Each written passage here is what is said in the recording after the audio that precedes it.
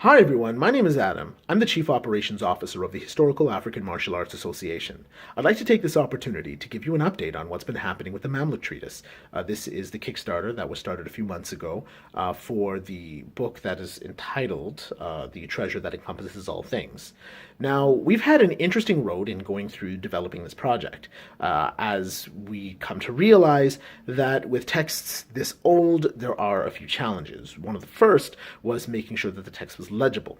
Being as old as it is, there are some parts that are not entirely clear. It is very stylized in the way that it's written, and it needed to be put into a format that is easy to work with for the translators. So that was step one. Step two was making sure that everything was in order. One of the things that we often neglect when we look at ancient texts is that sometimes they're not always in order.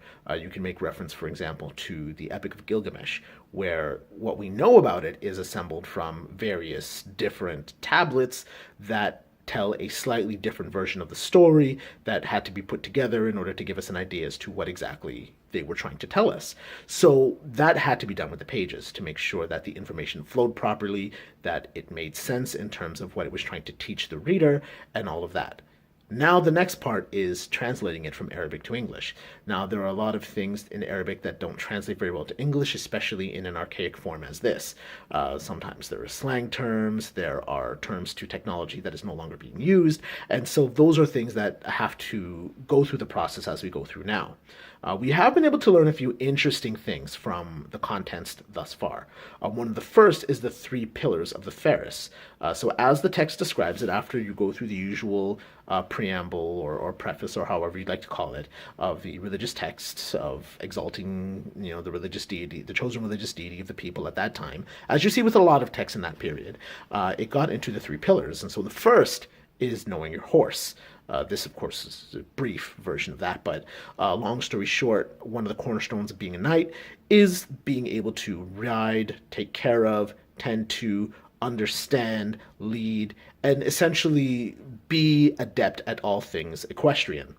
The second part is skill in the weapons and the fighting arts. Now, this of course is important because if you're going to be a warrior on the battlefield, you should know what you're using. It does specify some of the weapons. It gives the example of the bow, the lance, and the sword, and I believe the club and the axe are mentioned as well.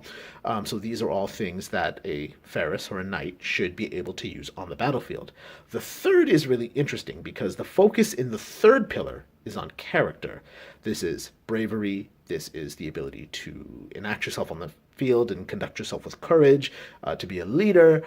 These are all things that are involved in making a warrior. And then it does talk about nobility of the spirit and kindness and gentleness and all that fun parts.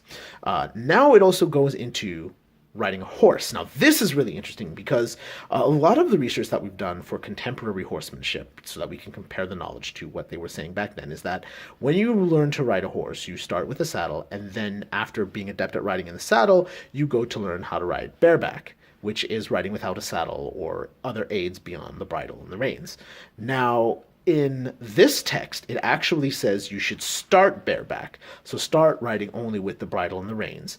And it does mention a tool of some sort, but basically riding with the bridle and the reins. And once you are able to ride the horse effectively without being thrown in the various ways that you would need to when you were riding in combat, at that point, then you get into the saddle, and the techniques get a bit more advanced. And this is interesting because there could be various reasons why you'd need to get on a horse quickly without a saddle. Say, for example, your horse is not saddled and your camp is suddenly attacked. Well, you need to get on your horse and you need to get on your horse quickly. Or if you need to escape on your horse and you don't have time to put on the blanket and buckle the saddle and make sure that the stirrups are right and put your spurs on and all of that. You need to be able to get on your horse and ride that horse quickly and ride that horse well. So that is where we are right now, and we are so excited to see what else comes out of what is in the text.